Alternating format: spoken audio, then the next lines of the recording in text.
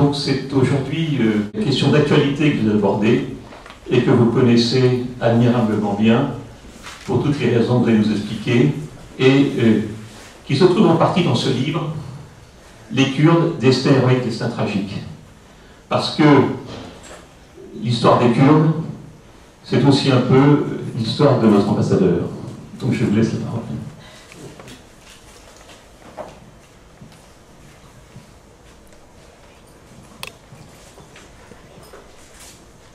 Kurdistan ya Hanaman, le Kurdistan ou la mort.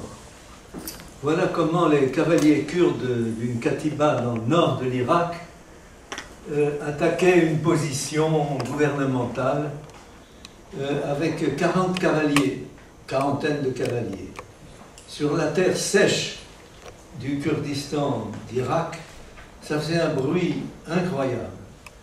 Et Kurdistan Yahnaman, le Kurdistan ou la mort, c'est l'équivalent, au fond, de ce que disaient les Français, les soldats français à la baïonnette en Alsace, l'Ando ou la mort. Je ne sais pas où ils avaient pris ça, en tout cas, à chaque fois qu'ils attaquaient, avec le sabre courbe, le sabre dressé, Kurdistan Yahnaman. Et on avait l'impression d'être une boule de neige dans une avalanche, n'est-ce pas, d'être absolument absorbé. Il n'y avait aucune crainte, c'était simplement une sorte d'élan extraordinaire. On avait de temps en temps des coups de bottes dans les jambes. Et puis, mais ce n'était pas une charge héroïque.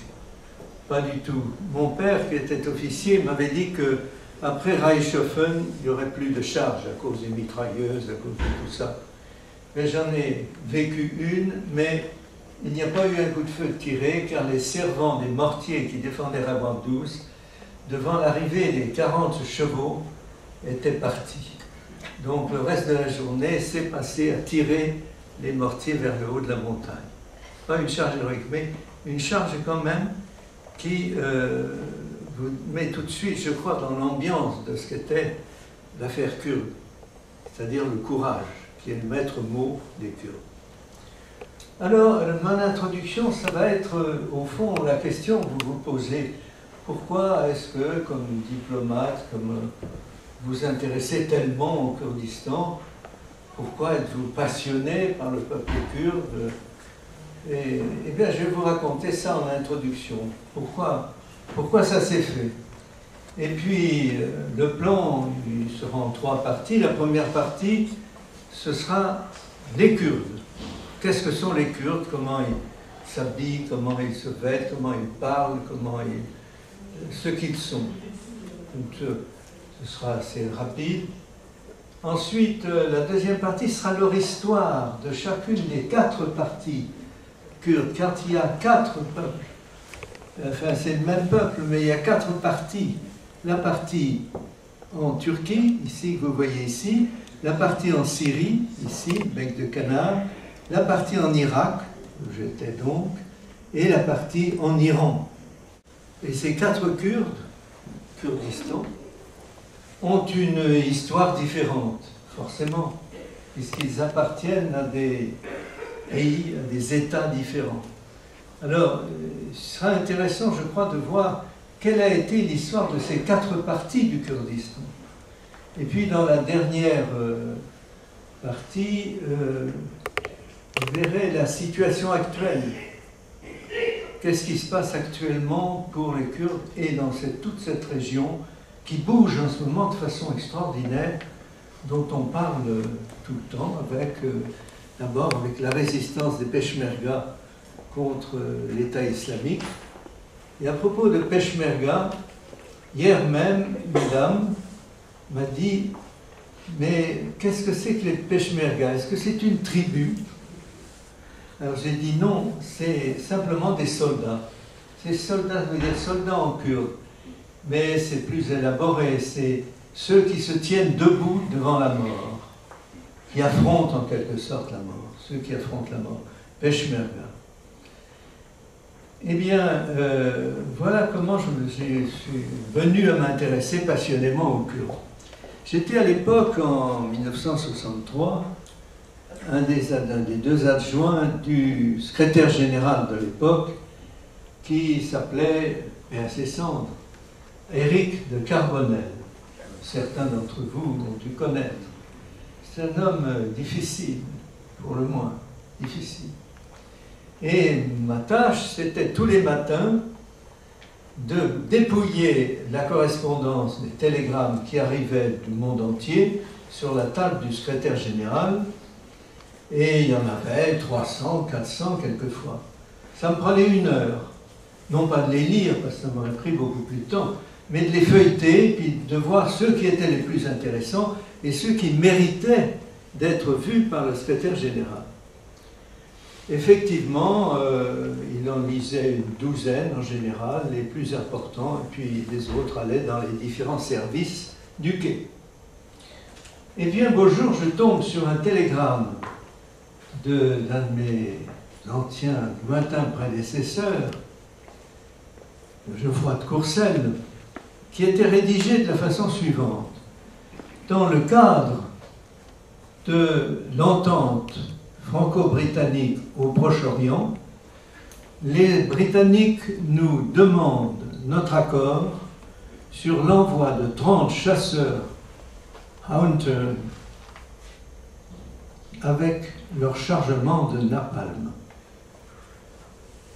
Alors, je ne savais rien à ce moment-là des Kurdes, mais je savais simplement qu'ils étaient massacrés, que c'était un véritable génocide, une partie de génocide qui se déroulait sur quelquefois plusieurs dizaines d'années ou plusieurs siècles. Mais le napalm, vous savez ce que c'était. Ça avait été dans le Constantinois, en Algérie. C'est de l'essence gélifiée qui saute à la figure des gens qui brûlent. C'est quelque chose d'atroce. Et je me suis précipité chez le secrétaire général en lui disant « La France ne peut pas être co-responsable d'un génocide. Si les Anglais veulent livrer ces avions à Hawker Hunters, on ne peut pas les en empêcher, mais nous ne pouvons pas nous y associer. » Alors, de façon très étonné, il m'a dit « Mais de quoi? Vous êtes un petit conseiller d'ambassade de rien du tout. Vous êtes la dernière roue du char de l'État. Et vous vous permettez de juger la politique de la France avec un grand F. » J'étais moi-même à mon tour un peu décontenancé. J'essayais de lui expliquer l'atrocité du napalm et le fait que la France ne pouvait pas être responsable d'un génocide, co-responsable. Et puis j'ai eu recours, au désespoir de cause, à un argument qui a été catastrophique. Je lui ai dit, je ne suis pas réformé, je sais que vous êtes appartenez à l'Église protestante, mais dans nos milieux, nous pensons, à tort ou à raison, que les réformés ont un sens moral plus élevé que les autres hommes. Donc, ce n'est plus à l'ambassadeur de France que je m'adresse, mais aux réformés. Nous ne pouvons pas faire ça. Et là, il a été tellement en colère de cet argument que les deux cariatides de cuivre qui ornent le bureau du secrétaire général, que certains d'entre vous ont vu, se touchaient presque, tellement il donnait des coups de poing sur la table. Il a dit non seulement on veut dire oui aux Anglais, mais c'est vous qui allez signer le télégramme pour ordre. J'ai dit je ne ferai jamais une chose pareille. Alors il dit si vous ne le faites pas, en montrant la porte comme on évacue un valet de la comédie, je vous chasse du Quai d'Orsay. Et ce n'est pas la peine de revenir demain. Alors j'ai dit ce n'est pas demain que je reviens, c'est tout de suite que j'en pars. Et je suis parti, j'ai pris dans le bureau d'à côté mes clics et mes claques, c'est-à-dire mes dossiers, j'ai bourré ça dans. Et je suis parti, et je ne suis revenu dans ma profession que 8 ans après. Donc les Kurdes m'avaient coûté 8 ans de Quai d'Orsay. Vous me direz que, au fond, ils m'ont rendu service sans que je le sache. Je suis resté quand même 3 mois chez moi, sans un téléphone, sans une lettre, sans... mes camarades étaient terrorisés par le secrétaire général. Tout ce qui est quelqu'un d'exclu par le secrétaire général, c'était fini, c'est l'enfer. Mais Alain Perfit avait entendu parler de cette histoire dans un dîner social, et il m'a fait venir, il m'a pris à son cabinet. Ensuite, j'ai fait ces 3 cabinets jusqu'à 68. Et puis ensuite, Gallet, Robert Gallet, que j'ai beaucoup aimé. Et c'est pour ça que dans la diplomatie, je n'avais fait que 2 postes, attaché d'ambassade le plus bas, et je suis allé ambassadeur après 68. Voilà pourquoi je me suis attaché aux Kurdes. Mais pendant ce temps-là, quand j'étais à Paris, j'avais fait la connaissance de l'émir Bedir Khan. Certains l'ont connu. C'était un homme d'une ouverture d'esprit extraordinaire. Il était musulman sunnite, mais un de ses principaux amis était l'ambassadeur d'Israël à Paris, et il avait épousé une catholique fervente. Mais au fond, c'est un homme, un œcuméniste, un homme aussi d'une gentillesse, d'une culture extraordinaire, un très vieil homme. Et en 68, au moment où la France était dans l'état que vous savez, et que je m'apprêtais à quitter la France et aller au Québec, il m'a dit: pourquoi n'allez-vous pas au Kurdistan vous battre avec mes compatriotes qui sont là-bas? Alors j'ai dit: c'est une excellente idée, et à ce moment-là j'avais été recruté par le nouveau ministre, par Robert Gallet, ministre de la Recherche scientifique et des questions atomiques et spatiales. Je suis allé le voir, je lui ai expliqué ça, et il m'a dit exactement: ah, si vous voulez jouer aux petits soldats, allez-y, et si vous revenez vivant, je vous prends dans mon cabinet. Ce qui s'est passé, comme vous allez voir. Mais alors, je ne vais pas vous raconter ma vie au Kurdistan, parce que ça n'a qu'un intérêt très limité. Si vous me posez des questions à la fin de l'exposé, je ne demande pas mieux que d'en parler. Simplement pour vous dire que j'ai essayé de passer avec 2 jeunes femmes, qui l'une était médecin, l'autre était journaliste et prenait des photos. L'une apportait du mercurochrome et des antibiotiques aux grands blessés par le fameux napalm en 68. Et nous avons essayé de passer tous les 3 avec un chauffeur déguisé en femme arabe, c'est-à-dire avec le hike noir jusqu'aux pieds, et en fermant les yeux, parce qu'on est tous les 3 les yeux clairs. Et on n'a pas pu passer, le chauffeur est revenu à toute vitesse, il m'a posé à l'aéroport, je suis allé en Iran.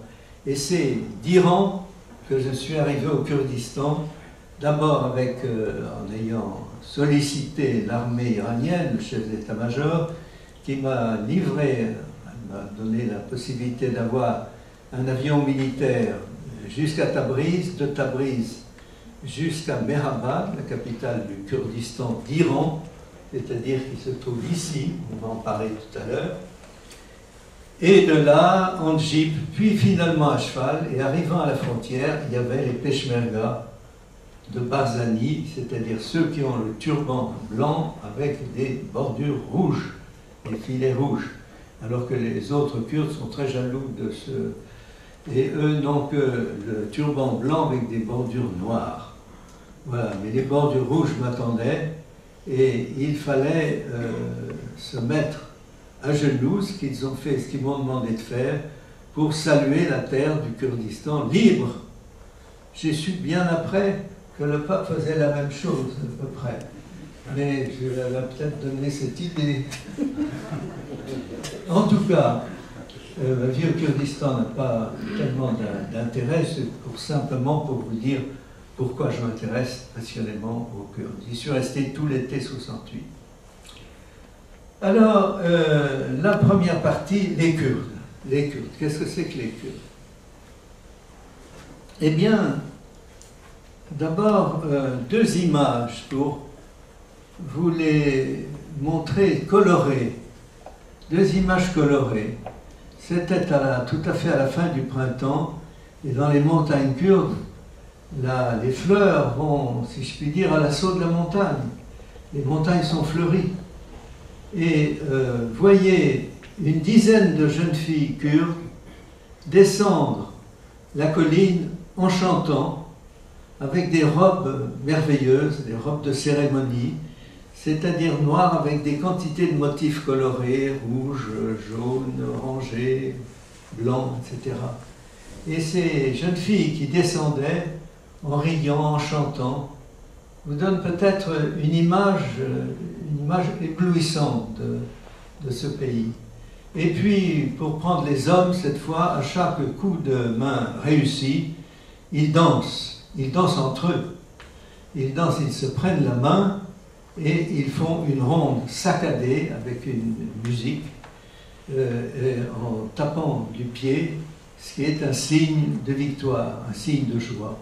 Et eux ont le turban et ils ont une grande veste kaki en toile kaki, des pantalons bouffants en toile kaki également, et dans une grande ceinture très large dans laquelle est fixé un poignard, qui est la distinction des Kurdes, alors que le sabre est plutôt celle des Arabes. Le poignard, ça ne l'empêche pas les cavaliers d'avoir également le sabre courbe, dont je vous parlais tout à l'heure.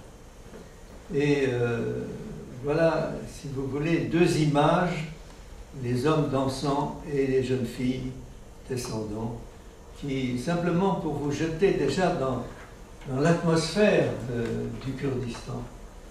Je ne vous citerai pas, en revanche, cette pauvre jeune fille que j'ai vue qui avait pris le napalm en question sur la figure et qui n'avait plus que les yeux de vivant. Elle avait dû fermer les yeux au moment de l'attaque et elle regardait d'un air. Bon, je ne veux pas m'appesantir là-dessus. Mais alors, que sont les Kurdes? Eh bien, ce sont des Indo-Européens, c'est-à-dire des gens, comme la plupart d'entre nous, des Indo-Européens. Des Indo-Européens qui ont cette particularité d'avoir une langue qui est très différente de l'arabe et très différente du turc, qui est une langue qui ressemble au persan. Il y a presque intercommunicabilité entre un kurde et un persan, un peu comme un français et un italien. C'est les mêmes racines des mots. Et il y a des mots, curieusement, qui ressemblent tout à fait au français. Genou, par exemple, s'appelle genou en kurde, etc. Il y a beaucoup de choses comme ça. En tout cas, c'est une langue différente de l'arabe et différente du turc, surtout, qui est une langue touranienne d'Asie centrale. Mais il y a deux dialectes en Kurdistan. Dans le nord du Kurdistan, c'est-à-dire essentiellement le Kurdistan turc ici, qui se trouve là et qui se trouve dans le sud-ouest de la Turquie, et le nord du Kurdistan d'Iran, c'est le Kurmanji. Kurmanji, c'est écrit avec un K, K-U-R, Kurmanji. Et dans le sud, en revanche, c'est-à-dire dans le Kurdistan de Syrie, dans le Kurdistan d'Irak, et dans le milieu et le sud du Kurdistan d'Iran, c'est le Sorani, qui est... Donc il y a deux dialectes, mais alors il y a une grande compréhension entre les deux. Mais on sait toujours, celui qui vous parle, si c'est un Sorani ou un Kurmanji. Ça introduit en plus une différence, c'est que les Kurmanji, qui sont de beaucoup les plus nombreux, les Kurmanji, eux, ont l'alphabet latin, alors que tous les autres ont l'alphabet arabe, avec 4 lettres de plus, 4 lettres pour rendre des sons qui n'existent pas en arabe. Par exemple, P. En arabe, on dira El-Basha, pour le Pacha. Mais en persan, ce sera Pacha, parce qu'il y a une lettre spéciale. Et il y a 4 lettres comme ça qui sont en plus. Maintenant, après ça, après la culture, la langue, la religion, ils sont en grande majorité des sunnites. Mais il y a parmi eux des alévis, qui est une des sectes chiites, surtout dans le bec de Canard, ici, bec de Canard syrien, au Kurdistan d'Irak, mais disons que la grande majorité est sunnite. Aussi des Kurdes chrétiens. On m'avait donné comme aide de camp, si je puis dire, un Kurde chrétien. Et je cherchais son nom en préparant cette causerie, et je ne l'ai pas retrouvé. Il avait un nom français, un prénom français. Et lui, il ne portait pas le turban, il portait la casquette kaki. Et on m'avait donné aussi une casquette kaki, mais pour le reste, j'avais l'habit des Peshmerga. En dernier lieu, pour définir les Kurdes, quels sont leurs défauts et leurs qualités? Moi, évidemment, je suis porté à exalter leurs qualités. La première, je vous le disais à l'instant, c'est le courage. Un courage extraordinaire. Si vous m'interrogez tout à l'heure, je vous dirais comment, lors de l'attaque au nord de Ravandous, comment ils ont laissé les assaillants arriver jusqu'à 50 mètres d'eux tout en plaisantant. C'est un courage extraordinaire. Alors, on a dit quelquefois, de façon un peu méchante, ils aiment la guerre. Ils sont des guerriers, ils aiment ça, ils aiment la guerre. Et alors quand j'ai dit ça à un Kurde que je connaissais bien, il m'a dit « Mais si nous n'avions pas aimé la guerre, nous n'existerions plus depuis longtemps. » Et c'est un peuple de refuge dans les montagnes du Zagros. Tous les peuples des montagnes sont en général des peuples guerriers qui n'ont dû leur existence qu'à la résistance à ceux qui les ont chassés vers le haut des montagnes. J'ai fait cette réflexion quand je vous ai parlé, pour certains qui étaient écoutés à ce moment-là, du Caucase. Le Caucase, c'est la même chose. Les Tchétchènes sont des guerriers parce qu'ils ont été poussés par d'autres peuples. Donc, leurs qualités, c'est le courage, l'hospitalité, la droiture, l'honnêteté. Et alors, leur principal défaut, à mon avis, c'est, qui est un défaut bien français, c'est de se diviser en factions. Et quelquefois, les factions se combattent les unes les autres. Et ça, c'est grave pour leur avenir. Ainsi, à une certaine époque, les deux principales factions du Kurdistan d'Irak se sont battues sauvagement. Les gens de Talabani, qui est devenu plus tard le président de l'Irak entier, et les groupes de Barzan, Dani, donc qui étaient deux sectes, pas deux sectes, deux peuples qui se sont battus entre eux. Évidemment, c'est extrêmement mauvais pour l'avenir du Kurdistan en général. Voilà pour les Kurdes. Alors, ces Kurdes, maintenant, d'où viennent-ils? Eh bien, c'est mystérieux. On ne sait pas trop, en général, d'où les Kurdes viennent. Probablement, c'est une des grandes vagues indo-européennes qui sont venues de l'Inde, du nord de l'Inde, et qui ont poussé jusqu'en Europe, jusqu'à recouvrir l'Europe, jusqu'aux Pays Basques et à la Bretagne ou à l'Écosse. Ce sont des Indo-Européens. Des Indo-Européens, oui, quelques-uns prétendent qu'ils sont les descendants des Mèdes, qui étaient au nord de l'Iran sous l'Antiquité, d'où les guerres, on appelait d'ailleurs les guerres médiques, les Mèdes. D'autres les voient comme les descendants des féroces Assyriens, des terribles Assyriens de la Syrie, et effectivement, Assyrie en un seul mot, les Assyriens, qui effectivement occupaient toutes ces régions du Kurdistan actuel d'Irak. En fait, personne n'en sait rien. On sait simplement qu'ils sont cités pour la première fois par Xénophon dans l'Anabase, c'est-à-dire les 10 000 expéditions des 10 000 en Turquie. Ces fameux 10 000 Grecs qui arrivant ici, sur la côte de la mer Noire, ont crié la fameuse phrase Thalassa, Thalassa, la mer, parce que la mer allait les ramener vers leur pays. Et là, Xénophon parle d'embuscades faites par des Kardouki, Kardoukos en grec, Kardoukos. Est-ce que Kardoukos a donné Kurdes? Est-ce que c'était des Kurdes? Personne n'en saura rien. Mais ce n'est pas très important. Alors, où sont-ils maintenant après ça? Où sont-ils? Eh bien, ils sont dans 4 pays, comme vous le voyez.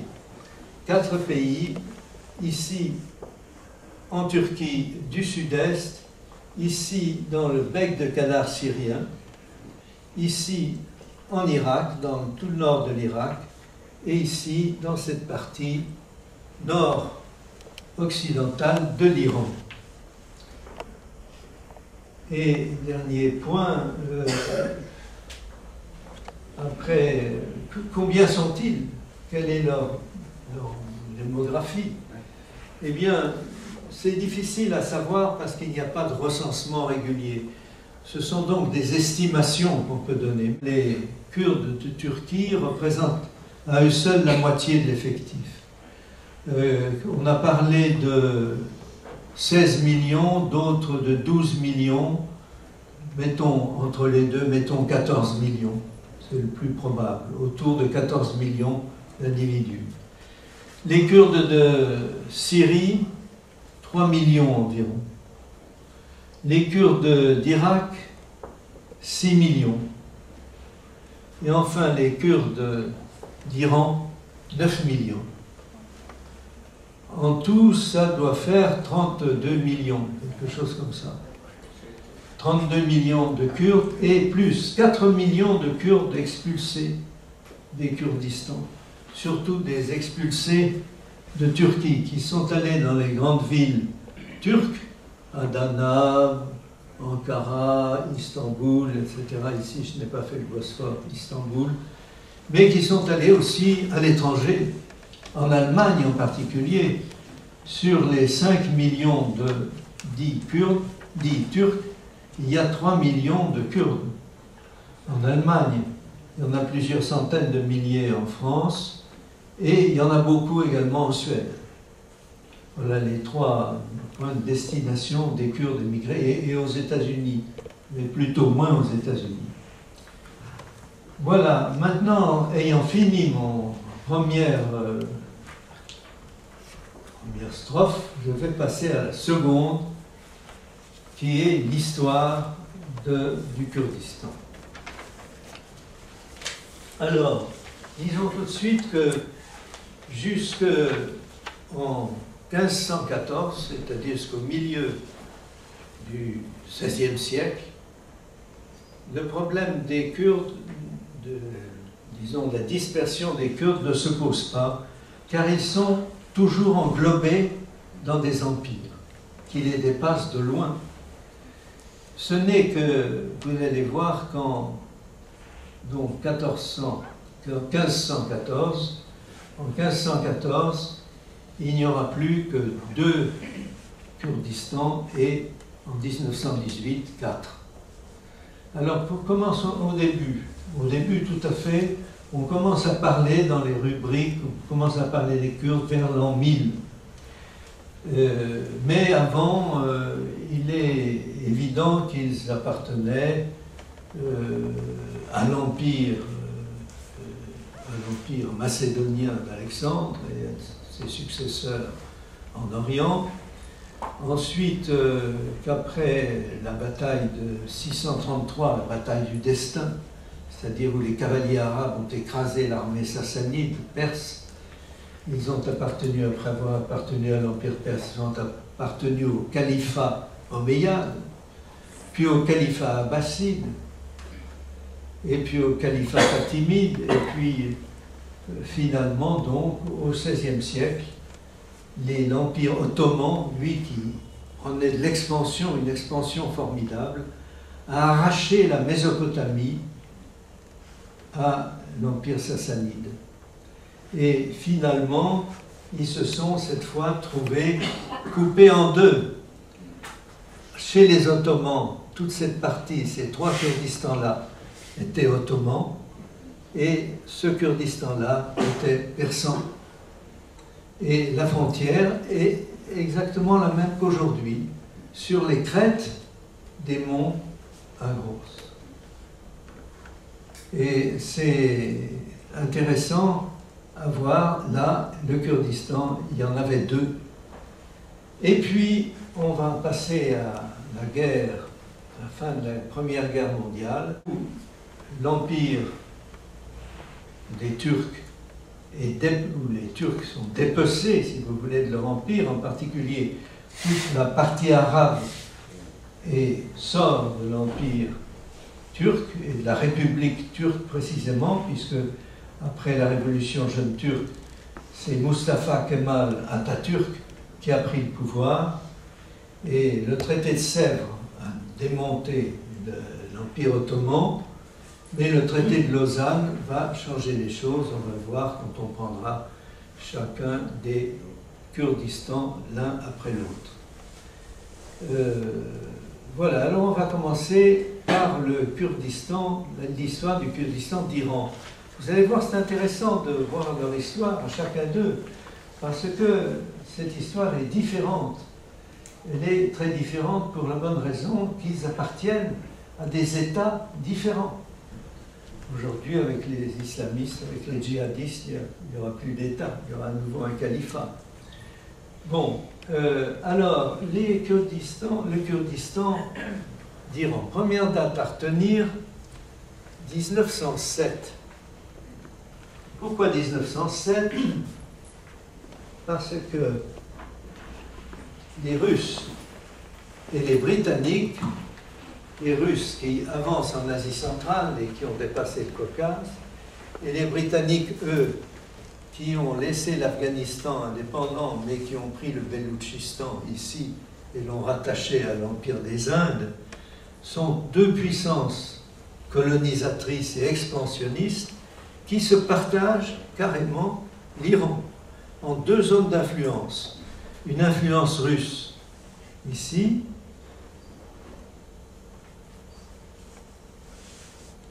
russe, et une influence britannique, ici le Beloutchistan britannique, qui correspond au Beloutchistan, ici, de l'Empire des Indes.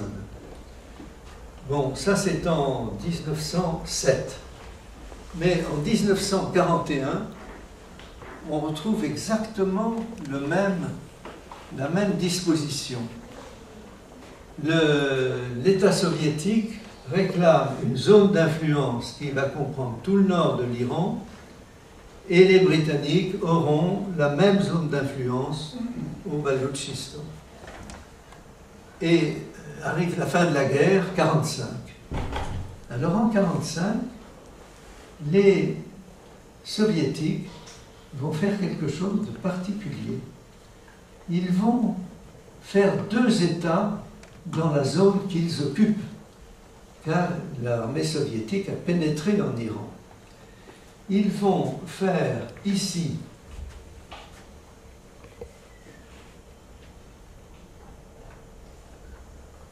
je le fais en pointillé bleu.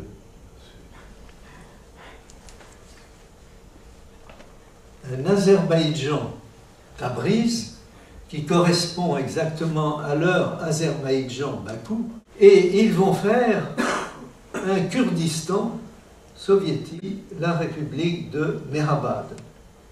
Mehrabad, ça a été la République de l'État kurde indépendant de Mehrabad. Et c'est la première fois qu'il y avait un État kurde indépendant.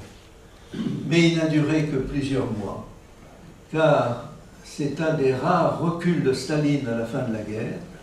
Il a reculé en Grèce, il a abandonné Marcos, et il a reculé en Iran, où il a abandonné les deux républiques. L'Union soviétique a abandonné les deux républiques qu'elle avait créées, c'est-à-dire la République d'Azerbaïdjan, Tabriz, et la République du Kurdistan, Mehrabad, devant l'armée du Shah d'Iran. Donc, voilà plus question. Mais l'Iran n'a pas tardé à se battre avec son voisin irakien, essentiellement pour le partage ici du Châtel arabe. On va le voir tout à l'heure. Et finalement, l'Iran va être gouverné jusqu'en 79 par le Shah, qui va décréter la révolution blanche, c'est-à-dire le partage des terres à des gens, des agriculteurs du coin. Et en 79, il est brutalement évincé du pouvoir par la poussée religieuse qui ramène le grand ayatollah, l'ayatollah Khomeini, qui était en exil en France, dans la région parisienne, le ramène à Téhéran. C'est l'écroulement de l'Empire perse au profit de la République des ayatollahs, qui va poser elle-même de grands problèmes. Seulement, au moment où le Shah d'Iran était parti, et il mourra en Égypte, au moment où il part, les Kurdes du Kurdistan, qui avait été détruit après la Deuxième Guerre mondiale, les Kurdes vont essayer de reformer un État kurde en prenant les armes des casernes, des soldats. Mais là encore, l'État central des ayatollahs va s'emparer, va les battre, va les réduire à quelques maquis aujourd'hui dans les montagnes. C'est aujourd'hui la partie du Kurdistan qui est la moins avancée, en fait, vers l'indépendance. Il faut dire que quand la République kurde de Mehrabad a été détruite, elle avait pour chef Khan Mohammed, qui a été pendu lui-même, mais Barzani, c'est-à-dire le père du président actuel, Mollah Mostafa Barzani, lui était le général en chef de l'armée des Peshmerga d'Iran, alors qu'il est originaire du nord de l'Irak. Et il a conduit, c'est un petit peu, comme toute proportion gardée, comme la longue marche de Mao Tse-tung, car il est parti de Mehrabad, il a été poursuivi par l'armée persane, l'armée iranienne, il est passé par le nord de l'Irak où il a été poursuivi par l'armée irakienne, puis par toute la région du Kurdistan de Turquie où il a été poursuivi par l'armée turque, et il a franchi ici l'Araxe pour se réfugier en Union soviétique en traversant l'Araxe. Mais il était parti avec plusieurs milliers de combattants et sur l'Araxe, il n'en a ramené qu'une petite centaine. Donc c'est une longue marche qui a été destructive pour lui. Mais il n'avait pas perdu l'espoir. Les Kurdes sont des gens extraordinairement obstinés.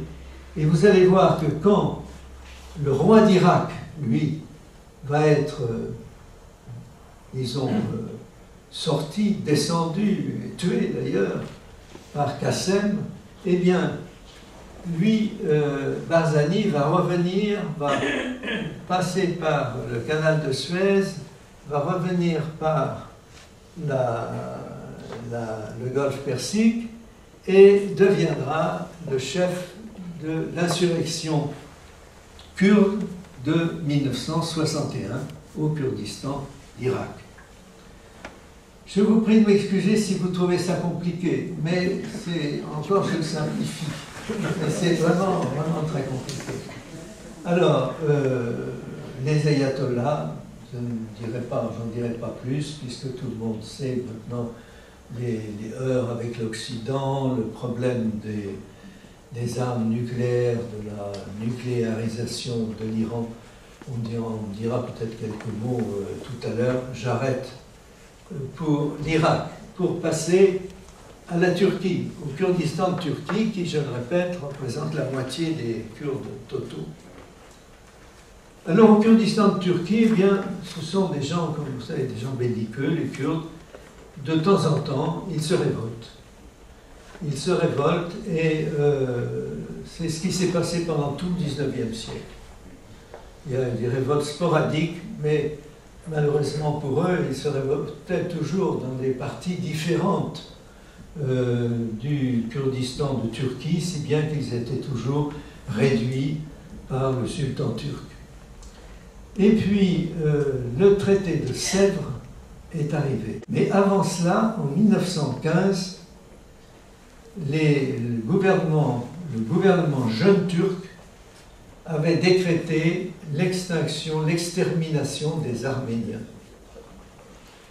Et les Arméniens se trouvaient dans toute la zone nord du Kurdistan actuel de Turquie, c'est-à-dire dans toute cette zone-là, et allaient jusqu'ici.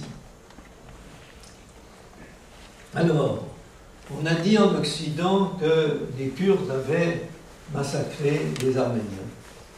En fait, il est certain qu'il y a eu des mercenaires kurdes qui ont exécuté des ordres, mais les ordres sont venus de l'État central, d'Istanbul et du gouvernement jeune turc. Pourquoi le massacre des Arméniens? Parce que les Arméniens chrétiens étaient soupçonnés d'ouvrir la porte aux forces russes qui, elles, attaquaient les forces de l'Alliance, qui attaquaient la Turquie par cette région, ici le Nakhitchevan, et ils avaient pénétré en Turquie et les premiers chrétiens, premiers chrétiens arméniens avaient ouvert leurs portes aux envahisseurs russes. Donc ça, c'était la raison donnée pour l'extermination des Arméniens. La région arménienne a été vidée de sa population. Les populations kurdes l'ont, la nature a horreur du vide, l'ont peuplée. Et aujourd'hui, cette partie de l'Arménie est peuplée de Kurdes. Mais une Arménie a subsisté, comme chacun sait, comme république socialiste soviétique d'abord et comme pays indépendant aujourd'hui. Alors, le Kurdistan de Turquie, eh bien, pour sauter les siècles et pour aller plus récemment et plus vite, à la fin des années 70, un mouvement politique marxiste-léniniste s'est formé au Kurdistan, le PKK, dont tout le monde a entendu parler. Pourquoi marxiste-léniniste, alors que les autres n'ont jamais été tentés par le marxisme-léninisme? Ils ne sont pas plus marxistes-léninistes que les autres Kurdes, mais il faut se rendre compte qu'à cette époque, un pays qui est en fraction d'un État qui est en révolte ethnique en général contre l'État en général doit avoir un état de repli, c'est-à-dire avoir une frontière commune avec un État qu'il soutient. Et à ce moment-là, il peut tenir les maquis autant comme autant. En revanche, s'il est coupé de cet apport, il disparaît.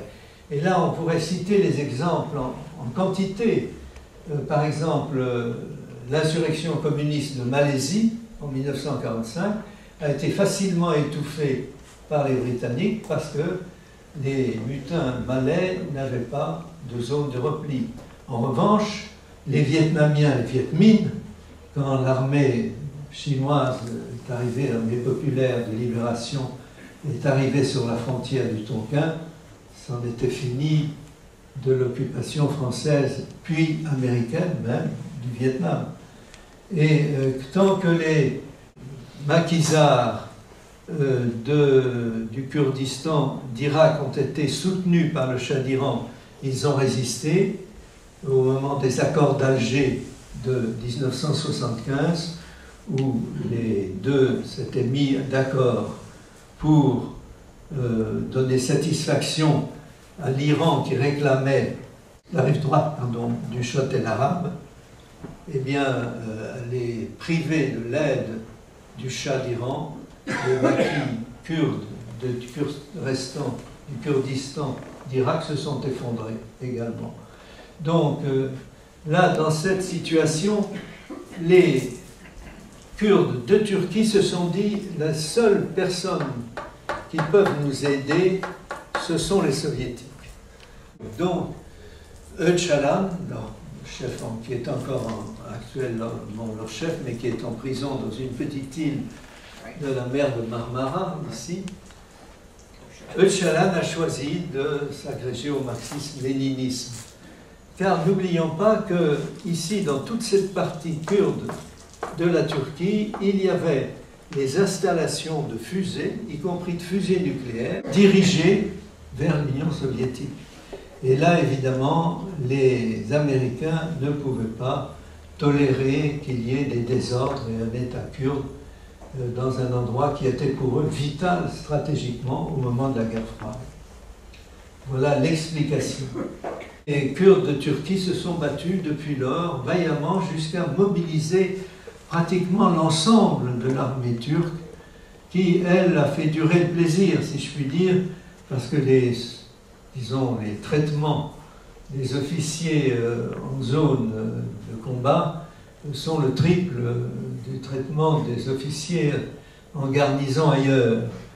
Donc la guerre a continué pratiquement jusqu'à une époque récente, où il y a eu quand même un cessez-le-feu, et actuellement il y a des pourparlers entre Öcalan, qui est dans sa prison, et Erdogan.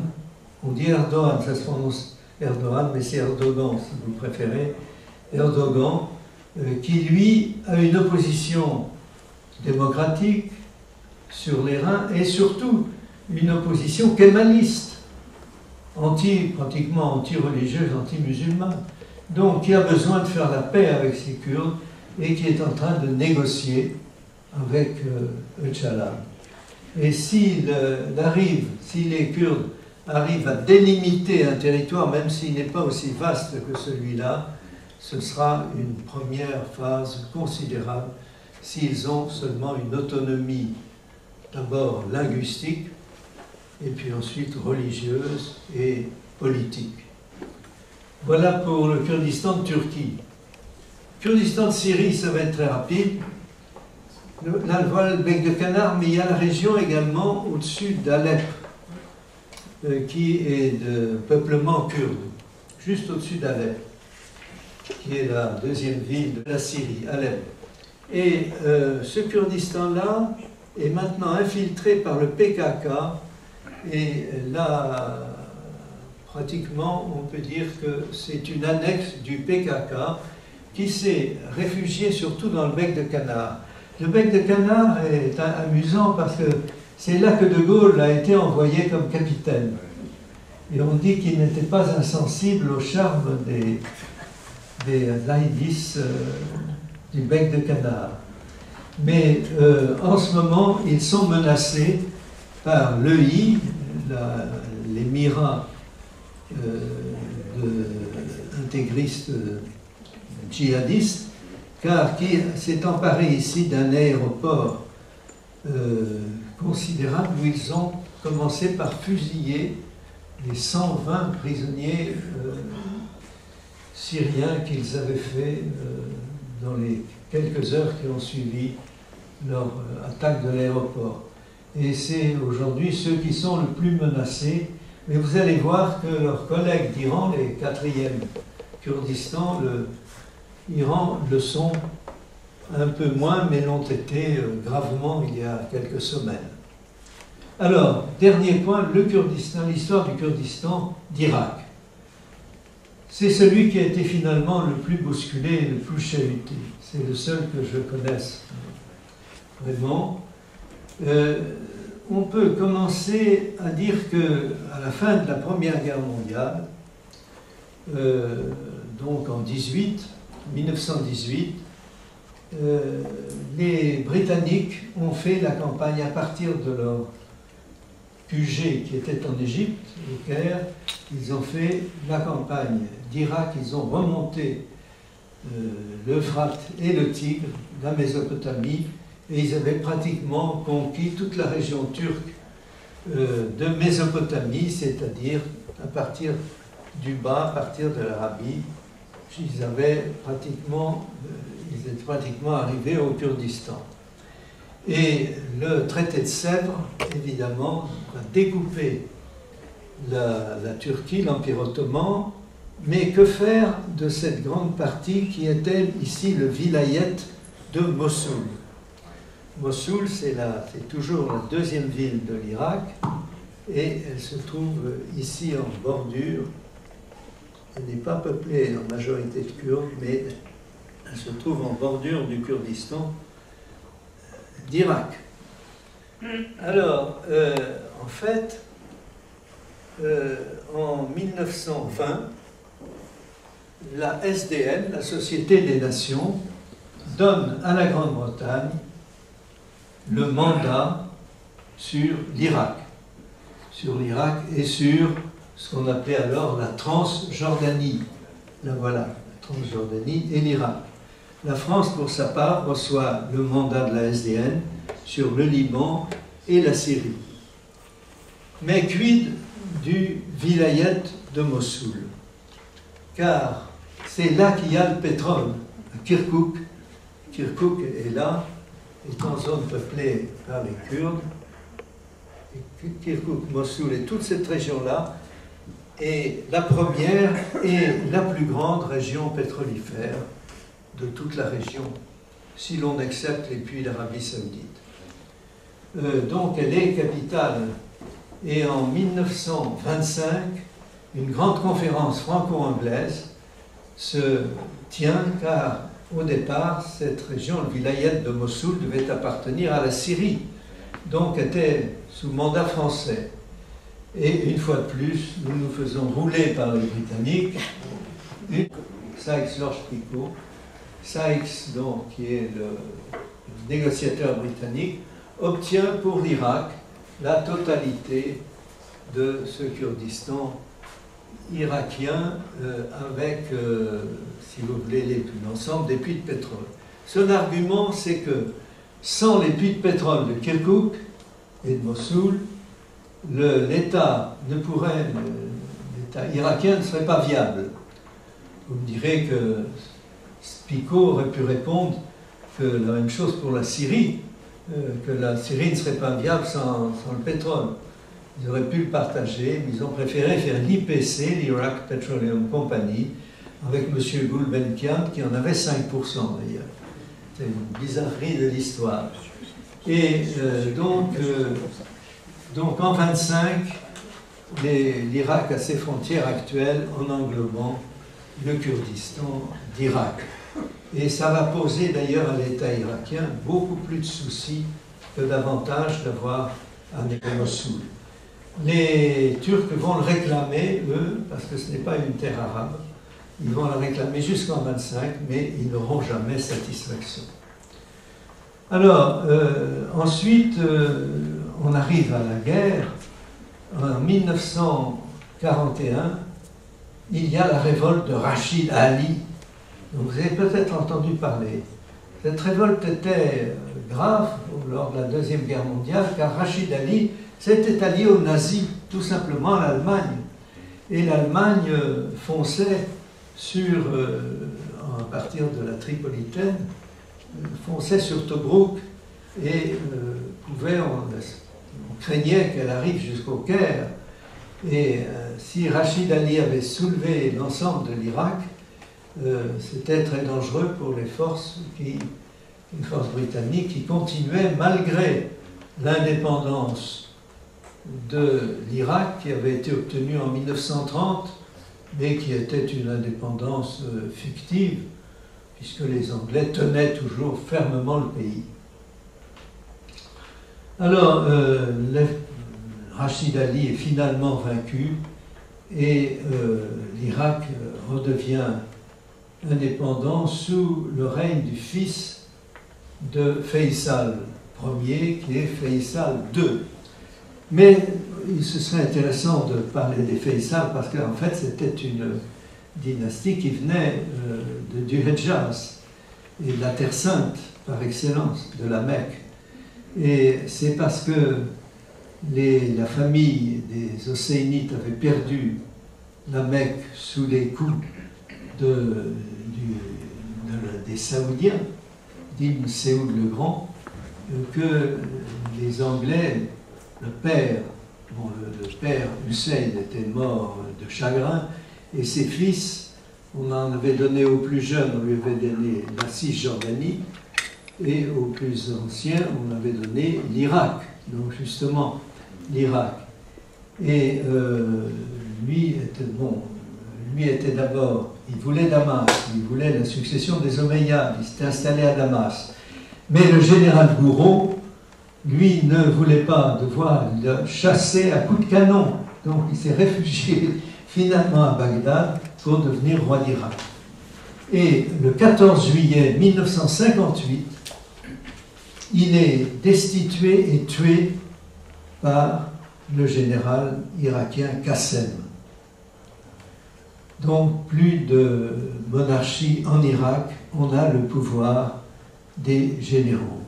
Et au départ, les Kurdes souffrent parce qu'ils étaient persécutés depuis le départ et ils pensent que Qassem va leur donner, sinon l'indépendance, du moins une certaine autonomie. Mais ce n'est pas ce qui va se passer. Qassem, au contraire, va exaspérer la lutte contre les Kurdes.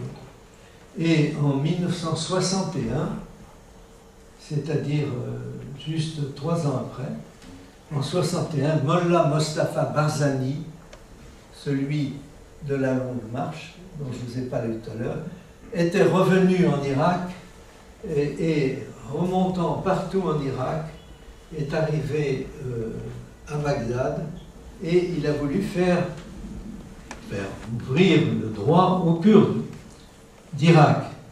Et effectivement, le blason de l'Irak sous Qassem était 2 armes croisées, le sabre arabe croisé avec le poignard kurde. Et ça s'est appelé la République arabo-kurde d'Irak. C'était bien, ça donnait beaucoup d'espoir aux Kurdes, mais là encore, ça n'a pas duré. Qassem a été lui-même assassiné par son successeur Aref, un autre général irakien, qui a poursuivi, non seulement poursuivi la guerre contre les Kurdes, mais qui l'a encore augmenté. Et en 68, au moment où j'y étais, c'est El-Bakr qui était au pouvoir et qui avait introduit le parti Baas.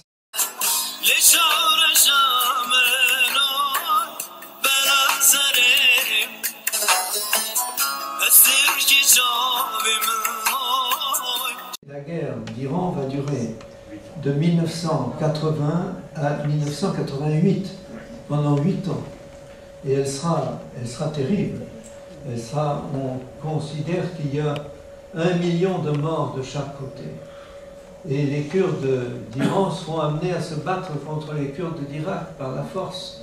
C'est donc quelque chose d'une partie assez épouvantable des choses.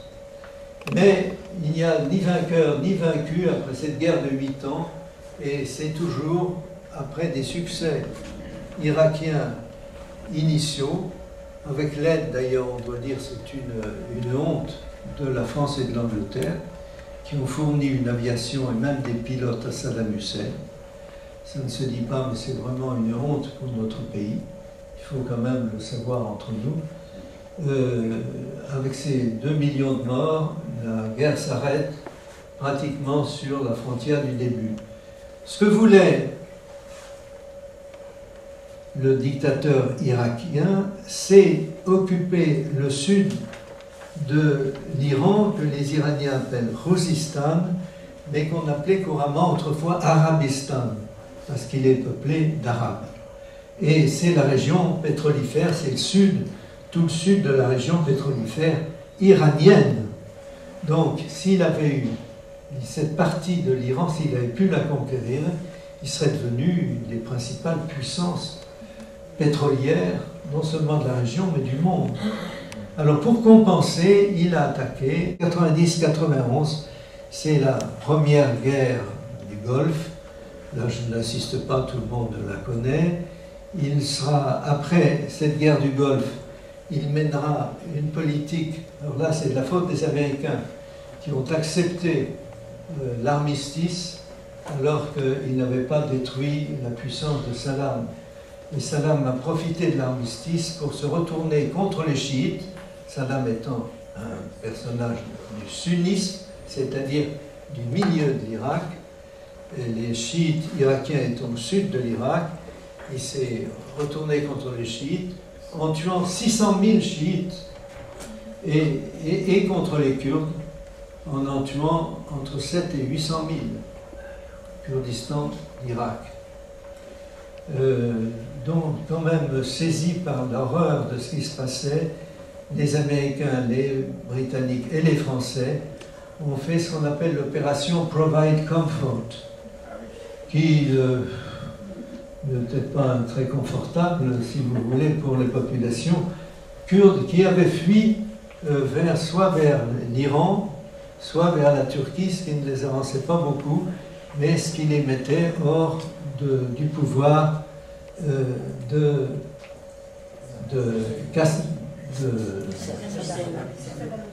Saddam Hussein.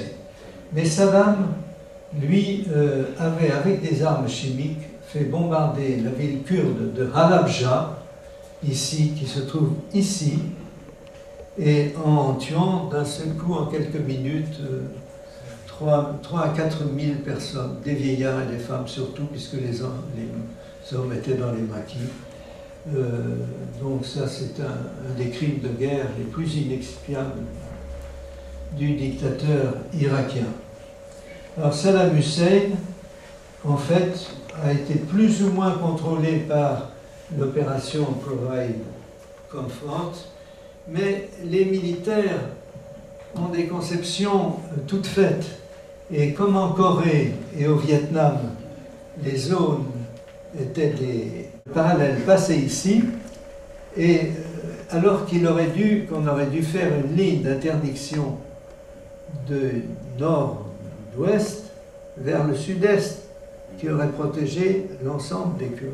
Ça ne s'est pas fait, ça c'est une bêtise de l'état-major, mais de toute façon, c'était quand même suffisamment puissant pour sauver la population kurde qui est revenue chez elle et l'armée des Peshmerga qui s'est reconstituée en Irak.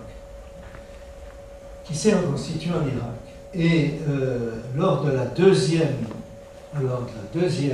guerre du Golfe, là alors, c'est tout à fait différent. La France n'y participait pas, mais les Américains les Anglais sont occupés du sud de l'Irak, les Américains du centre de l'Irak, et les Peshmerga ont fait capituler 2 armées irakiennes qui se trouvaient en face des trois régions qu'ils occupaient, c'est-à-dire la région de Tobruk, la région d'Erbil et la région de Soleimaniye.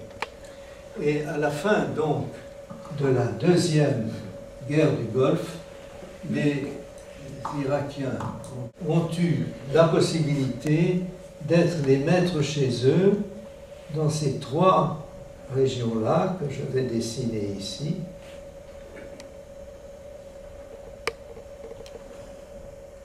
Tobruk, ici, Erbil, ici, et Soleimaniye, ici.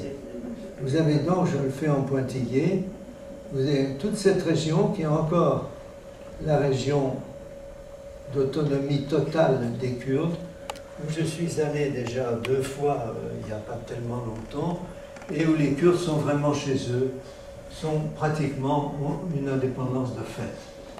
On ne voit pas un drapeau irakien nulle part, on ne voit que des drapeaux kurdes, les Peshmergas sont partout, y compris les civils qui s'habillent en Peshmerga, parce que ça fait chic, ça fait bien, même s'ils ne sont pas sur le front. Voilà ce qu'on peut dire de l'Irak après la deuxième guerre du Golfe. Alors, on va passer à la dernière partie qui devrait être la plus immédiate, la plus intéressante de l'ensemble de ce que je voulais vous dire. C'est la situation actuelle. D'abord, la situation sur le terrain. Qu'est-ce qui se passe sur le terrain? Eh bien, vous savez que la guerre en Irak, l'insurrection, je vais dire en Syrie, la guerre en Syrie dure depuis 3 ans. Et au cours dès la première année de l'insurrection, 2 forces sont opposées.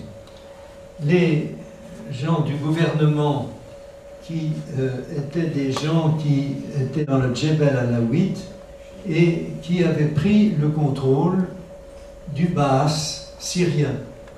Le père de Bachar el-Assad, qui s'appelle Hafez el-Assad, avait pris le contrôle du Baas et il opprimait, on l'a vu lors de la révolte de Homs, bien avant les 3 années dont je vous parle, il opprimait la masse syrienne qui est en grande majorité sunnite, sauf les Druzes, du Djebel Druze ici, etc. Mais enfin, n'entrons pas trop dans les détails.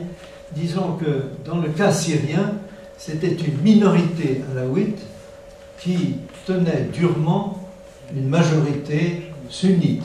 Et ça, c'était impensable pour les sunnites, puisque les sunnites considèrent que les alaouites sont non seulement des schismatiques, mais des hérétiques.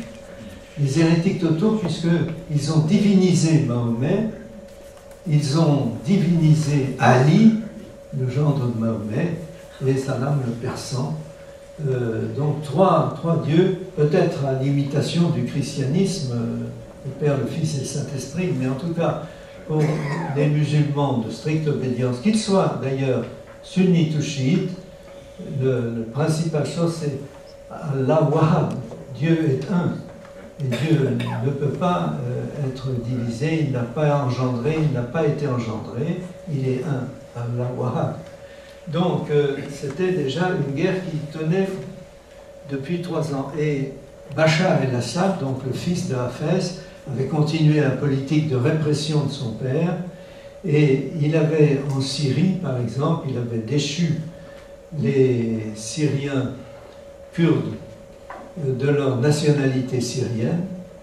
Il avait fait mettre, je parle de Hafez là, une ligne ici, ce qu'on appelle la ceinture arabe, de 8 à 10 km le long de la frontière turque, pour que les Turcs de Syrie ne puissent pas avoir un contact avec les Kurdes de Turquie.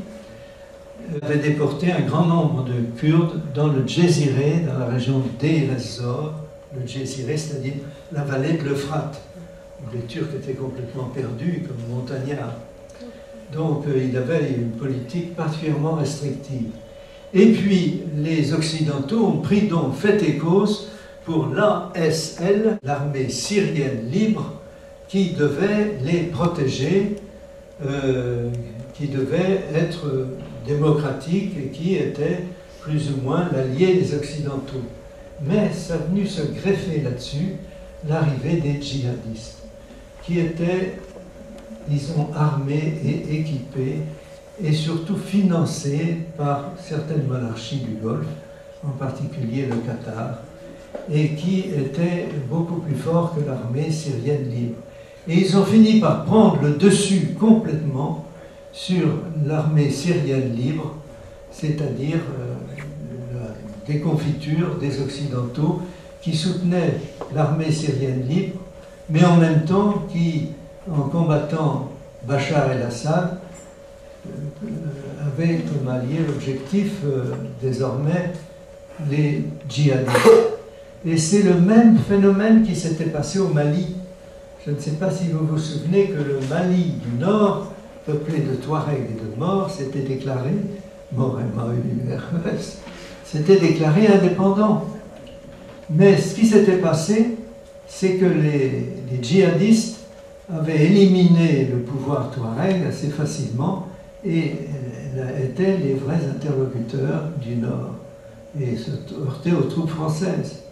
Donc, même phénomène ici, les djihadistes l'emportent et aujourd'hui, sur le terrain, puisque nous sommes sur le terrain, ils ont pris un aéroport capital qui était ici et qui servait aux Kurdes et également à l'État central d'ailleurs, et ils menacent le bec de Canard et la région d'Alep.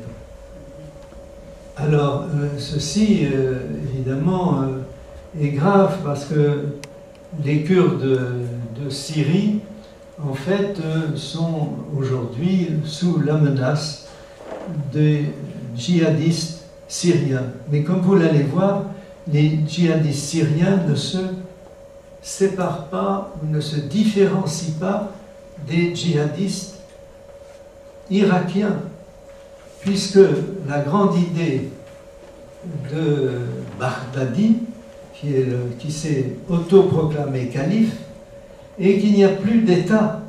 Les frontières d'État n'existent plus pour lui. En particulier, la frontière, surtout la frontière entre la Syrie et l'Irak. D'ailleurs, il s'intitule le calife de l'Irak et du Levant. Le Levant, c'est très vaste, c'est tout le Moyen-Orient. Là, Baghdadi est pratiquement le maître de tout cet ensemble.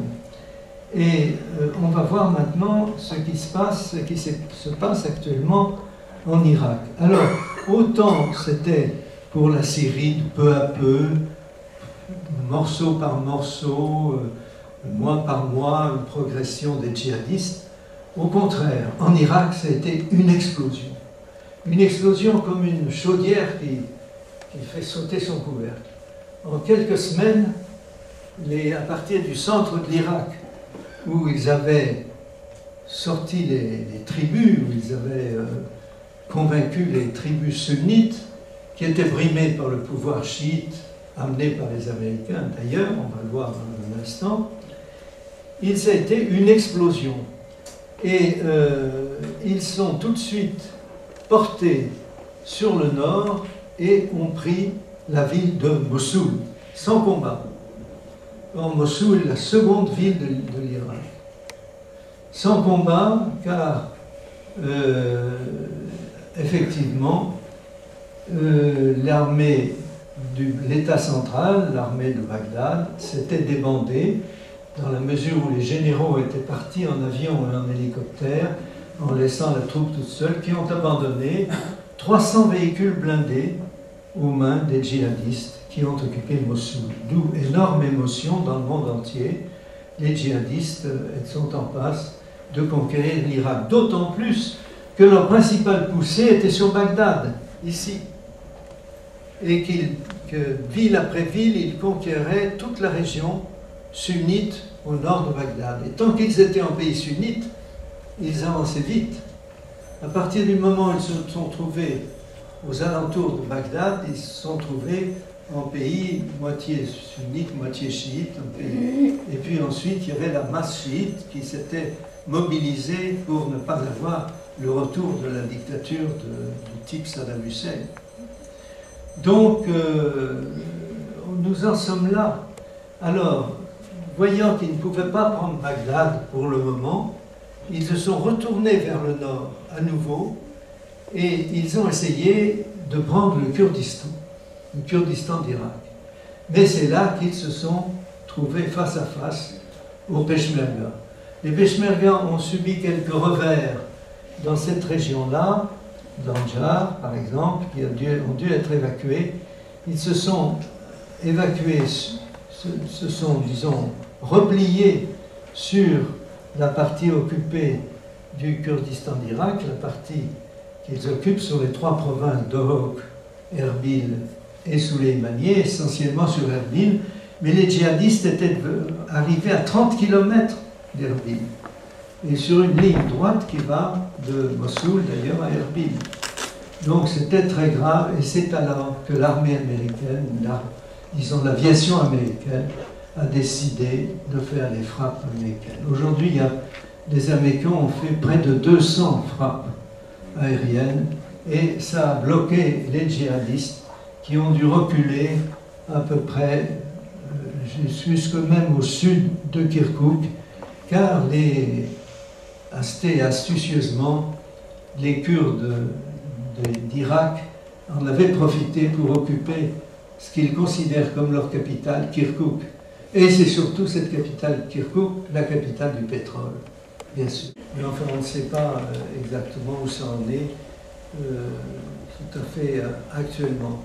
Alors, arrivé là, eh bien, on peut dire que les djihadistes maintenant on ne sait pas ce qu'ils vont faire. Est-ce qu'ils vont aller plus loin? En tout cas, ils ont recours à la terreur.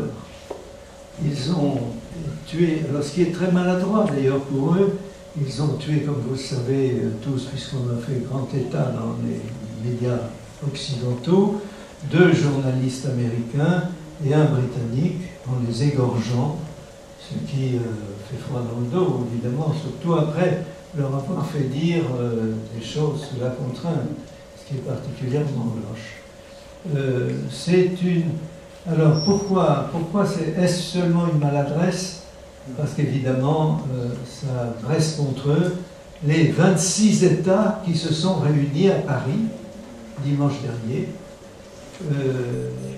et qui, plutôt lundi dernier, c'est il y a 3 jours, qui sont venus en France pour créer une espèce de grande coalition qui serait dirigée par les États-Unis contre les djihadistes qu'il s'agit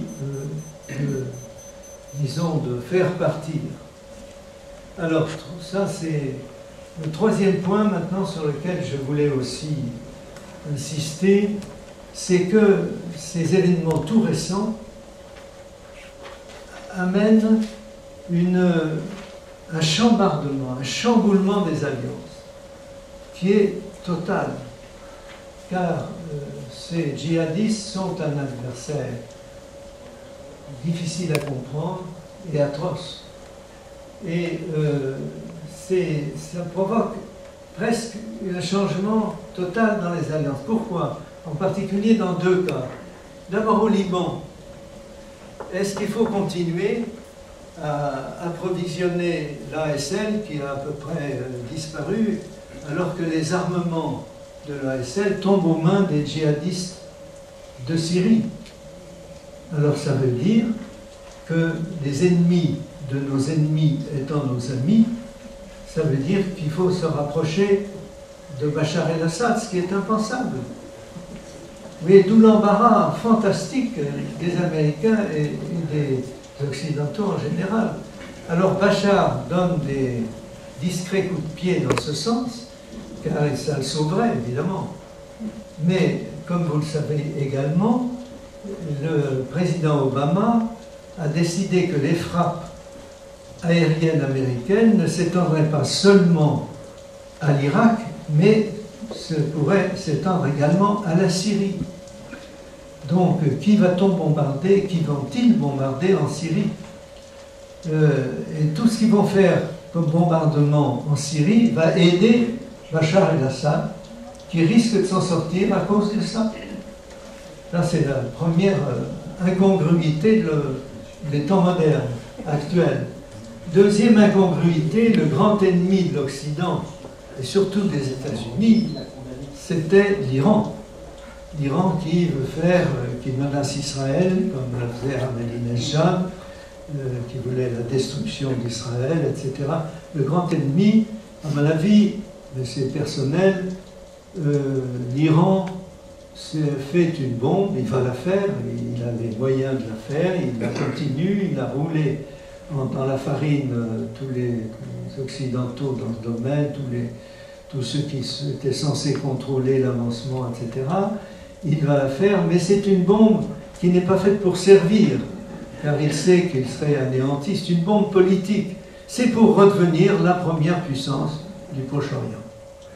Et ça, ils y tiennent, la diplomatie iranienne est une des plus subtiles et des plus efficaces au monde. Partout dans les 5 postes, j'ai trouvé l'ambassadeur iranien était de loin le plus astucieux, le plus rusé, pourrais-je dire.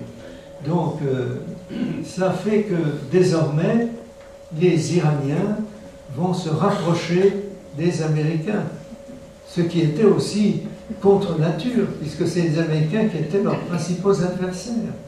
Il lui a téléphoné d'un taxi, ce qui, quand on connaît Armand, est un peu bizarre, ça ne fait pas.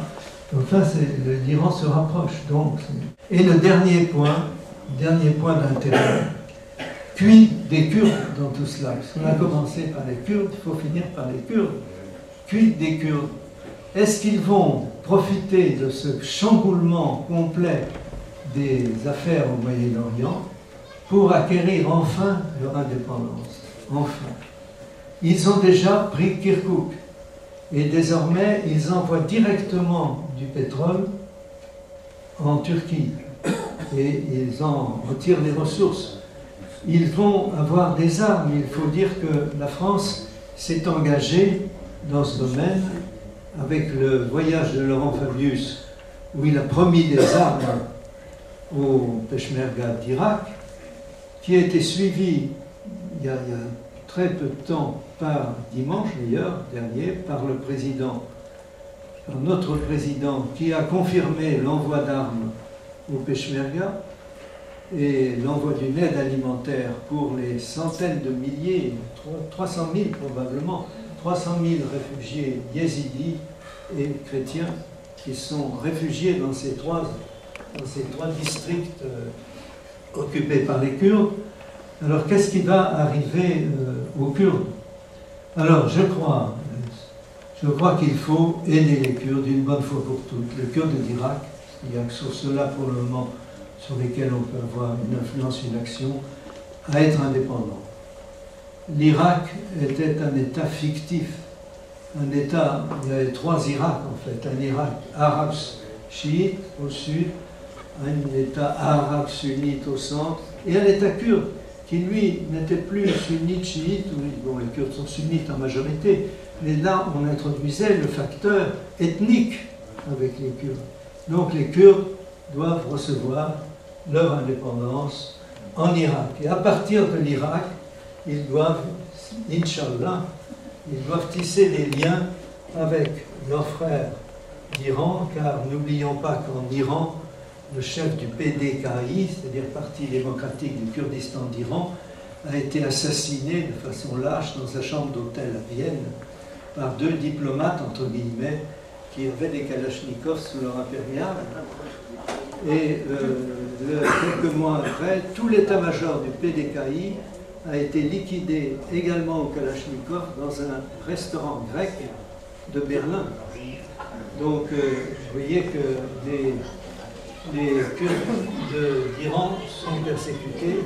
Alors, en Turquie, peut-être, il y a un espoir pour la Turquie. C'est avec ces 34 millions de Kurdes divisés en 4 États différents, les 4 États qui souvent se disputent, c'est le plus grand peuple sans État au monde. Et je finirai par l'histoire pour cette lutte des Kurdes, par l'histoire, la dernière histoire qui est arrivée au Kurdistan, normalement avant de quitter le Kurdistan. Nous étions pourchassés par les Jash. Jash en kurde, c'est comme les miliciens sous l'occupation en France. C'est des Kurdes qui collaboraient avec le système central. Et eux se battaient bien. Mais oui. On était là, il y avait une grande caserne des Jash, ici à Ravandouz. Il se trouve à peu près par là. Et on passe les détails parce que ce serait trop long. Il y avait un Peshmerga qui s'était réfugié, qui avait été isolé des autres, s'est réfugié derrière un gros bloc de pierre. Et le chef de la Katiba avait dit « Qui veut aller le chercher ?» Tout le monde avait levé les mains dans la Katiba. Et toi, vas-y. Il y est allé et au milieu il a été haché par les tirs de mitrailleuses, il n'est pas arrivé à l'autre. Alors j'ai dit au chef de la Katiba, tu as fait tuer quelqu'un inutilement, puisqu'on ne peut pas aller. Ah, il faut aller le chercher. Nous sommes une armée populaire, c'est un tel, le village d'un tel, il faut aller le délivrer. Qui veut aller le chercher? Oui, il a le courage, tous à nouveau lèvent la main. Alors cette fois, il en prend un qui avait une taille considérable, qui avait 1,90 m. Il lui dit, toi, tu as plus de chance que les autres. Et effectivement, lui, il faisait des bonds, il sautait, c'est-à-dire qu'il était toujours en avance sur une décharge de mitrailleuse. Il arrive jusqu'au Kurde blessé, qui était blessé, derrière son rocher. Il le porte sur son dos. Un peshmerga, en moyenne, ça pèse plus de 80 kg. Et de la même façon, il revient en sautant, je ne sais pas comment il a fait. On avait préparé un brancard et on est parti dans la montagne. Et ces diables d'hommes vont aussi vite dans la montagne que sur la plaine. J'avais du mal à les suivre à un moment donné. J'étais épuisé, et tellement épuisé que je me couche sur une pierre. Donc j'avais des chaussures européennes comme celle-ci, et elles étaient en lox, coupées par les pierres de la montagne. J'étais épuisé, j'attendais la fin, quand je m'étais allongé, je ne pouvais plus marcher. Un peshmerga est descendu, alors qu'ils étaient tous de la montagne, étant aperçu que je ne le suivais pas. Il est allé me chercher, m'a donné ses propres chaussures peshmerga, qui sont tissées par les femmes et qui épousent la forme du pied en étant dures pour les cailloux, mais souples pour le pied.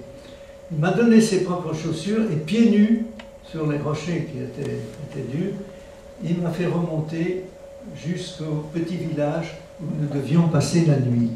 Et c'est là que commence cette histoire qui pour moi est très émouvante, mais je vous l'ai dit quand même, chaque fois que je la dis, pas souvent, mais chaque fois que je la dis, je suis ému. J'étais par hasard logé chez un vieil homme, un très vieil homme, qui parlait, on parlait tantôt un peu l'arabe, parce qu'il parlait un peu l'arabe, comme irakien quand même, et moi un peu aussi, mais c'était l'arabe marocain, c'est pas exactement la même chose, puis on se comprenait un peu aussi en anglais. Et lui, c'était d'une pauvreté absolue dans les terres kurdes, dans les villages, c'est pauvre, mais il y a toujours un coffre où il y a des habits de fête. Là, il n'y avait rien. Il y avait juste un matelas de feuilles mortes pour se coucher. Il n'y avait rien. Et il avait commencé par me dire, tu vois, Anna Meskin, je suis pauvre. J'avais tout. J'avais des enfants magnifiques qui ont été tués dans la montagne. J'avais une femme belle qui est morte. Bon. Et puis il dit, Dieu m'avait tout donné, Dieu m'a tout repris. Que le nom de Dieu soit béni. Alhamdulillah. J'étais déjà impressionné. Et comme il n'avait rien, je vois sur le mur qui était blanc, il y avait simplement une grande photo avec 4 punaises. Et je la regarde et je vois qu'il y avait un homme mort, un peshmerga mort, avec des gens qui étaient autour. Et comme il avait une barbe blanche pointue, il ressemblait à mon grand-père maternel. Et je lui demande qui est-ce. Il dit c'est mon père, qui a été tué par lors d'une des insurrections kurdes par la Royal Air Force. Et il y a des gens qui le regardent, c'était les gens du village qui le regardent, il était mort. Et il dit c'est la seule chose maintenant qui me rattache à la vie. Parce que j'avais tout, Dieu m'a tout repris, mais il était joyeux. Il dit maintenant je peux mourir, mais j'ai encore cette photo. J'ai encore cette photo, et car avec mon père, je faisais des grandes chasses dans la montagne, c'est un homme merveilleux, etc. Et voir mon père, encore, ça me ramène à la vie et à la joie. Alors, comme j'étais épuisé à la fin de ces discours, je demande l'autorisation d'aller me coucher, parce que je savais que les peshmergas allaient me réveiller, me secouer pour aller plus haut dans la montagne, et au petit jour, effectivement, je me lève en vitesse, et je vois le vieillard qui m'apporte sa photo, comme un don, comme ça, avec le beau geste de l'offrande, un don. Et je lui dis, tu ne peux pas me donner ça, c'était la seule chose qui te ramenait à la vie. Et il a eu cette phrase que je dis en français, mais qui était bouleversante. Il m'a dit, tu vois, je ne peux plus rien faire pour mon pays. Mes mains tremblent. Je ne peux plus tirer au fusil. Sinon, je serais avec mes fils et mes cousins dans la montagne. Je ne peux plus le faire. Mais il dit, je peux encore faire quelque chose pour mon pays. Si je te donne cette photo, tu parleras de la lutte de mon pays dans ton pays. Eh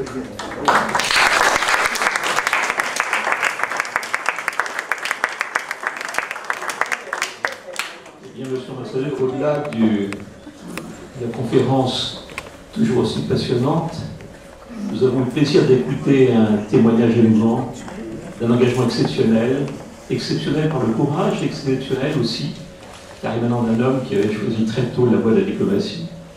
Donc merci pour cet exposé passionnant.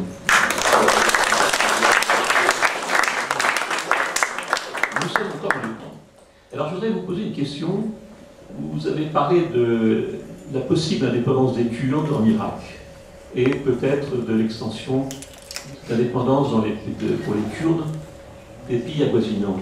Existe-t-il aujourd'hui une conscience kurde qui ferait que les Kurdes des 4 pays aient envie de fonder une nation kurde et que le Kurdistan existe réellement? Ma réponse est sans hésitation oui. Il existe une conscience kurde. La meilleure preuve, ce sont les Barzani eux-mêmes, qui ont d'abord servi en Kurdistan d'Iran, puis ensuite en Kurdistan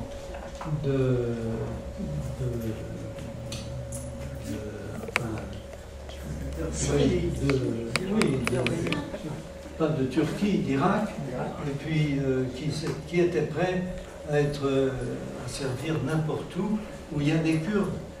Le tombe de Barzani, père Mollah Mostafa Barzani, est dans un petit village qui est près de la frontière turque, tout près de la frontière turque. Et je l'ai visité au moment où la nuit tombait et le village peu à peu s'allumait. Et il a l'air de protéger le village parce qu'il est sur une éminence. Et quand on est à côté de sa tombe, qui est une simple pierre dressée, c'est vraiment d'une simplicité, il n'y a aucune inscription, il n'y a rien, mais il surveille le village. Et le village, au-delà du village, il y a le Kurdistan de Turquie.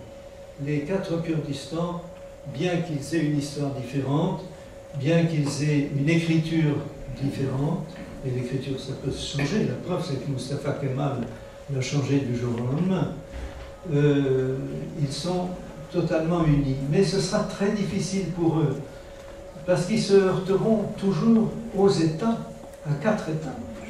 Et aucun État ne voudrait être démembré d'une partie de son territoire à cause des Kurdes. Donc, mon conseil que je donne quelquefois aux Kurdes, c'est d'avoir 4 régions autonomes, bien délimitées. Parce que donner un droit aux Kurdes de n'importe où, parce qu'il y a des Kurdes ailleurs, il y a des Kurdes ici à Beyrouth, il y a des Kurdes ici, il y en a beaucoup ici, en face du Turkménistan, il y en a ici au sud de Konya, ça ne serait pas. Il faut qu'il y ait un Kurdistan géographique qui n'ira pas probablement jusqu'à la mer, il arrive à quelques kilomètres de cette enclave là, qui a été léguée par les Français, qui étaient syriens, c'est le Saint-Jacques d'Alexandrette, mais qui va presque jusqu'à la mer Méditerranée. Mais ce qu'il faudrait, c'est qu'ils obtiennent, bon, ils l'ont déjà en Irak, je ne pense pas qu'ils puissent la perdre en Irak, ils ont une indépendance de fait, pas de droit mais de fait. Il faudrait renoncer à un État irakien avec les 3 Iraks. Parce que c'est un État artificiel qui a montré qu'il était source de conflits et ça ne sert à rien. Et il faut que la France et les chancelleries en général sont très hostiles au changement de frontières. Et ils veulent garder toujours, faire les mêmes erreurs que par le passé et garder toujours les mêmes choses. Ils sont très... Donc, je pense, et encore une fois, par la déclaration de notre président, Il parle encore de l'Irak uni, etc. Mais l'Irak ne peut plus être uni maintenant, c'est fini. Le Kurdistan est parti. Alors pour les autres, ce que je conseillerais, c'est que chaque autre essaie d'avoir une autonomie culturelle défendue par des frontières à l'intérieur de l'État. On ne peut pas sortir pour le moment du cadre de l'État.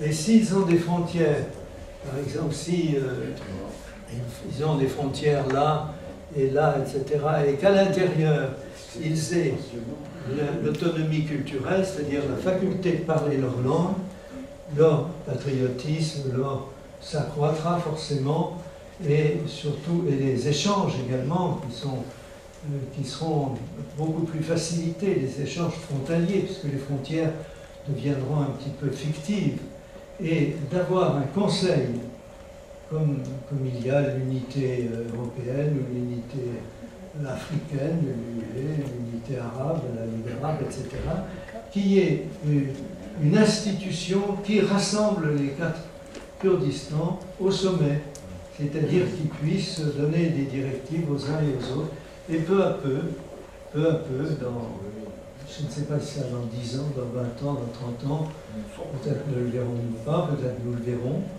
il faudrait marcher là-dessus et recréer ce qui n'aurait jamais dû être coupé en rondelles, en morceaux, un véritable Kurdistan, puisqu'il y a une nation kurde et la droit à un État kurde.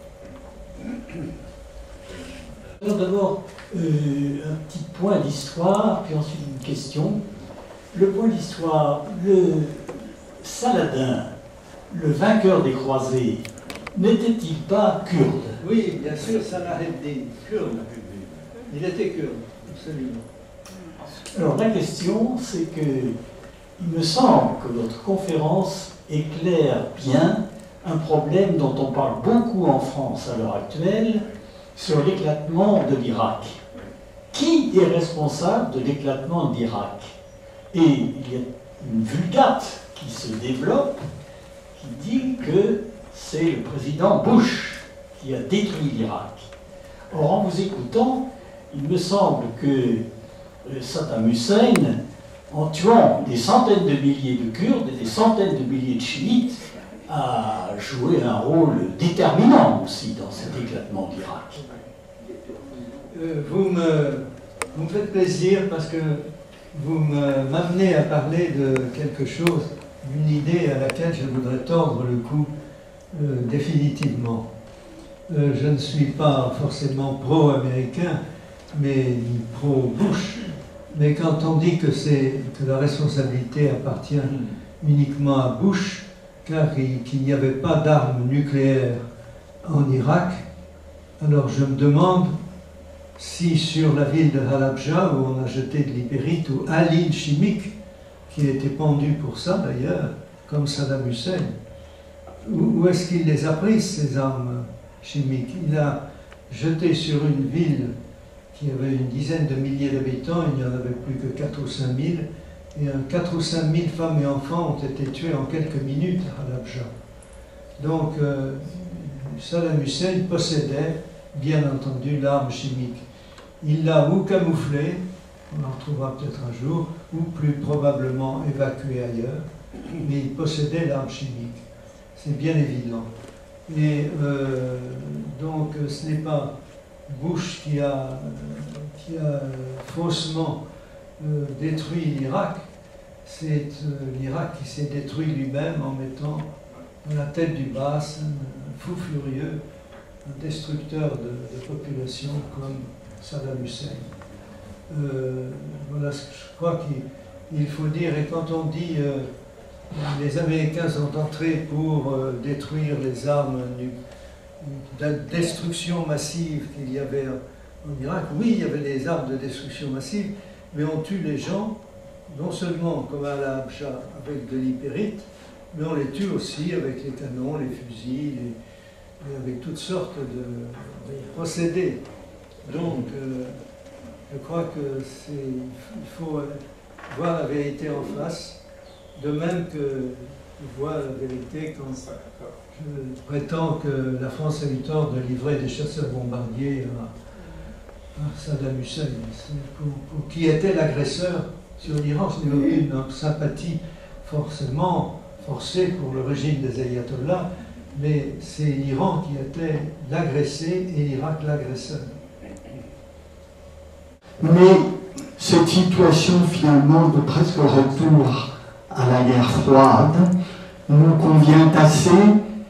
Au nom de bons sentiments, nous pouvons continuer à vendre nos armes et à faire du business, quels que soient les régimes, dans les différents pays. Nous maintenons un état du monde d'après la Seconde Guerre mondiale qui nous convient encore assez, nous notamment, puisque nous sommes membres du Conseil de sécurité. Enfin, on peut continuer indéfiniment, ou pendant un certain temps au moins, comme ça convient à tout le monde. Il y a un élément quand même nouveau dont nous n'avons pas parfaitement pris la mesure, on ne sait pas comment, si ça va faire le jeu du terrorisme ou pas, c'est tous les aspects médiatiques, où nous sommes beaucoup plus vulnérables que nos adversaires potentiels.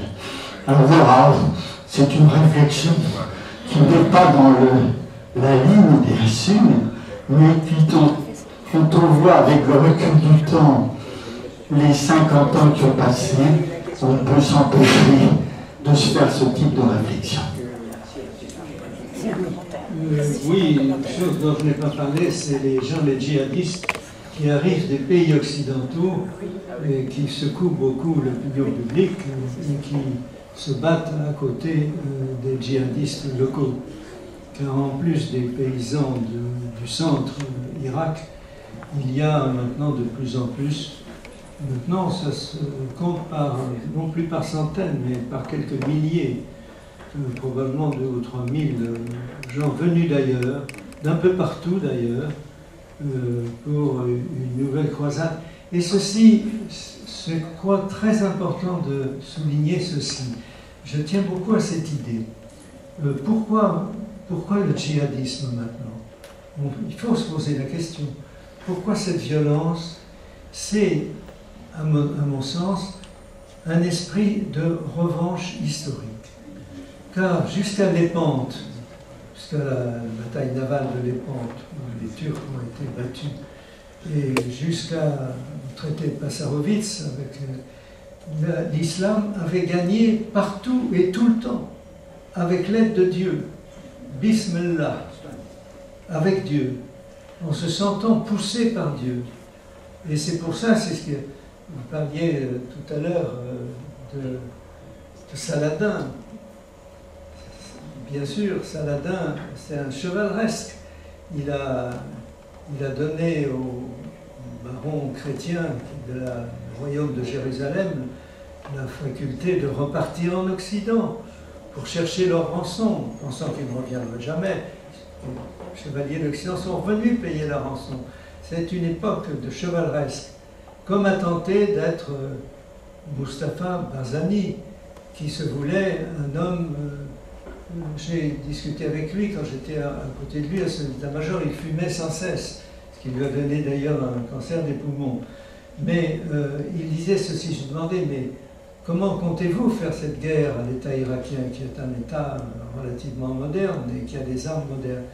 Il dit, je ne veux pas attaquer les puits de pétrole parce que je me mettrai à dos les Occidentaux et je ne veux pas faire de terrorisme. Ça, c'est contraire à l'honneur.